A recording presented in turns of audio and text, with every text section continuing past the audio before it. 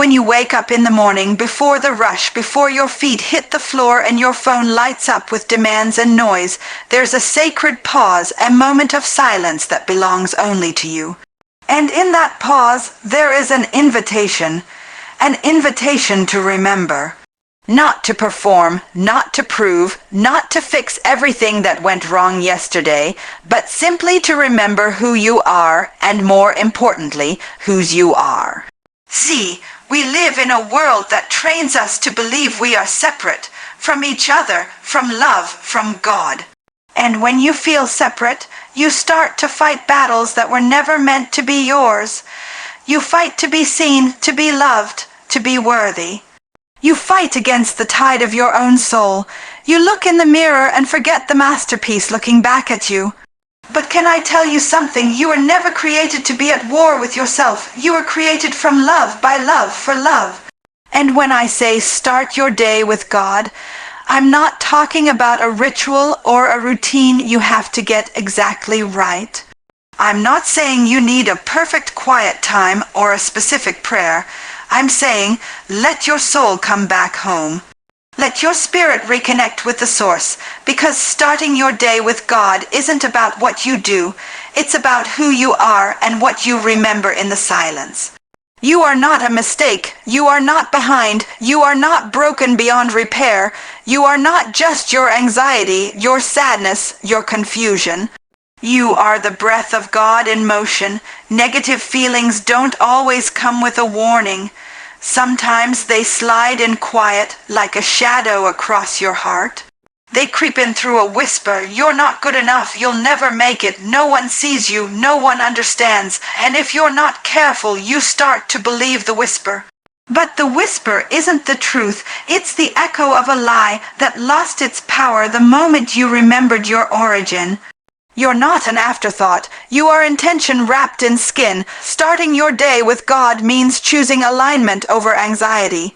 It means you step back from the mirror of the world and look into the mirror of eternity, where your worth was written long before the world tried to name you anything less. God has already called you beloved, chosen, whole, even when you don't feel like it, especially when you don't feel like it. That's why this morning connection is so powerful. It's not about asking for a perfect day. It's about stepping into a day already saturated with grace. The problem is, we confuse God's silence with absence, but silence isn't distance. Sometimes it's the most intimate part of the conversation. God is not out there somewhere, hard to reach, high and hidden. God is already here, already within. Closer than the air you breathe. You don't have to chase peace, you return to it. You don't have to climb a ladder to reach God. You sink into stillness and find God already waiting. And I know sometimes that stillness is the hardest place to be, because when everything gets quiet, all the pain you've been outrunning starts to speak. But don't be afraid of the voice in the silence. Listen long enough, and it will take you to the root.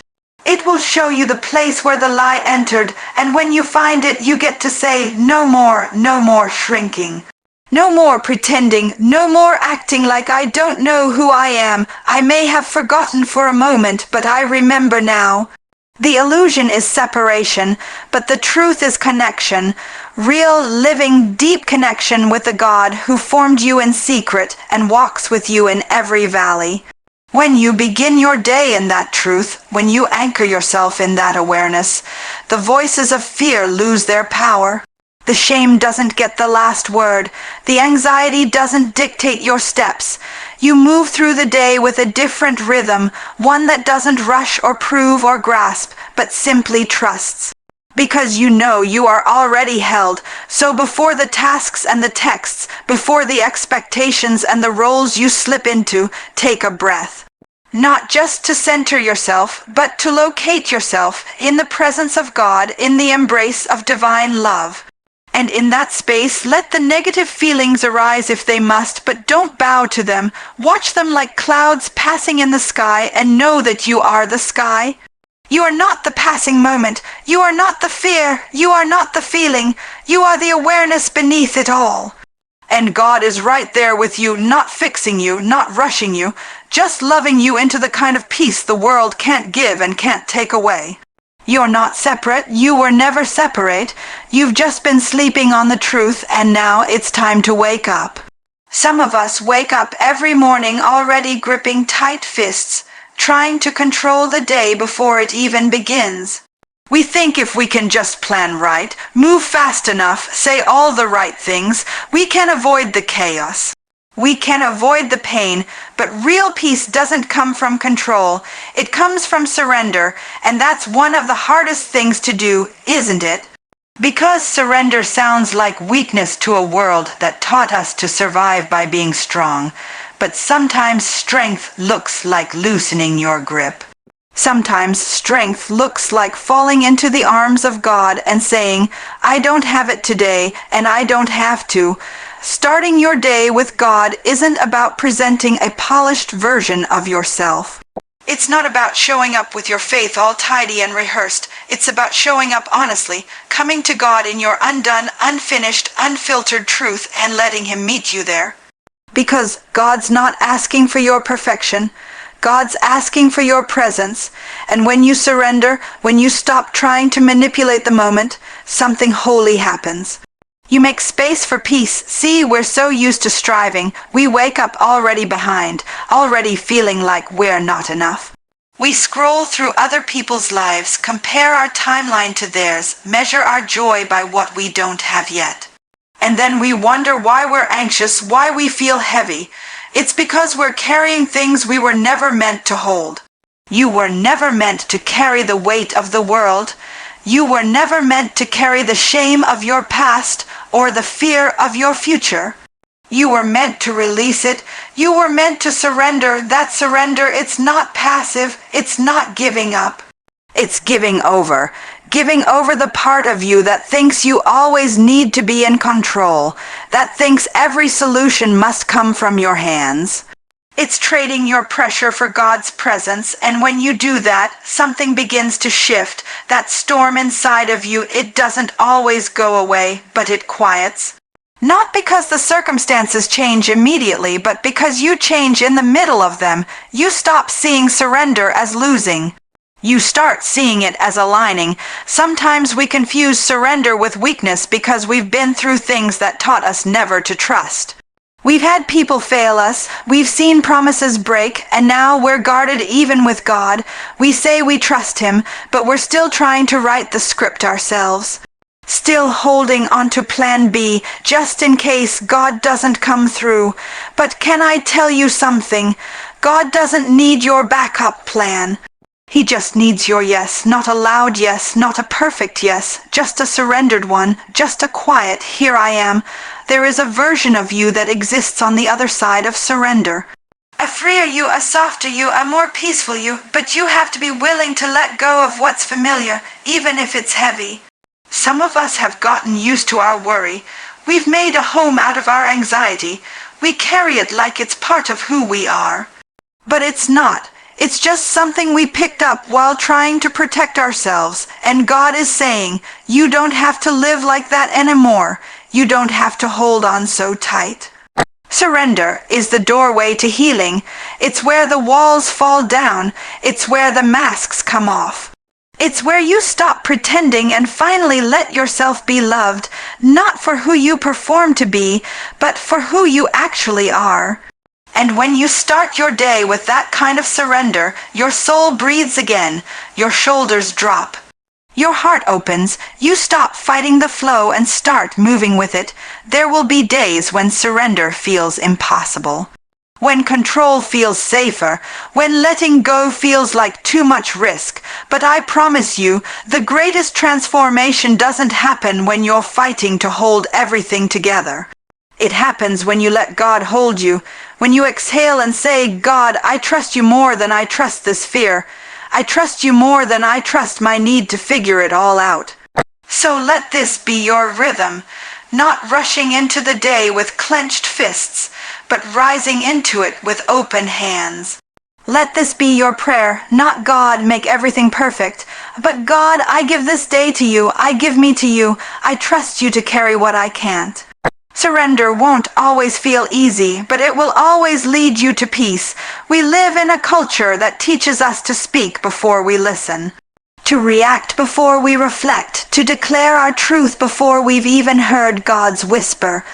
And that's how so many of us start our days, already on edge, already performing, already trying to speak ourselves into strength before we've even sat long enough to receive it. But what if you didn't begin your day with your voice? What if you began it with your ears?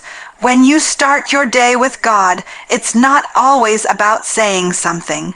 It's about hearing something. And no, I'm not just talking about hearing some thunderous voice from the sky. I'm talking about tuning into that quiet, sacred frequency that only becomes clear when everything else settles down. That still small voice that isn't loud, but it's steady. It's the voice that reminds you that you are safe, that you are loved, that you are not as lost as you feel, but you can't hear that voice if you wake up already full of noise. And the noise doesn't always sound like chaos. Sometimes it sounds like control, like trying to script your day from the second you open your eyes. Sometimes it sounds like self-doubt, those inner conversations that tell you you're already behind. Sometimes it sounds like overthinking, but noise is noise, no matter how it disguises itself, and it can drown out the very voice your soul is aching to hear. So I want to challenge you before you reach for the phone, before you scroll through someone else's highlight reel, before you check the messages that are waiting for your response. Wait. Just wait, sit in the quiet, breathe, be still and listen, because when you start listening, really listening, you begin to hear what's underneath the surface. And God doesn't compete with noise. He doesn't raise his voice just to shout over your schedule. He waits. And sometimes what you mistake as silence is actually space, space to listen, space to receive, space to remember. Listening is an act of surrender. It's the choice to slow down long enough to recognize that you don't have to create your own peace. You only have to make room for it. Some of us keep trying to fight negative feelings with noise, blasting music, staying busy, overloading our minds, thinking if we just do more, we'll finally feel better. But you don't heal by avoiding the quiet. You heal in it. That's where God meets you. That's where clarity is born. And let me tell you, the voice of God is not the voice of shame. It's not the voice of anxiety. It's not the one that reminds you of everything you've failed to do. That's not divine.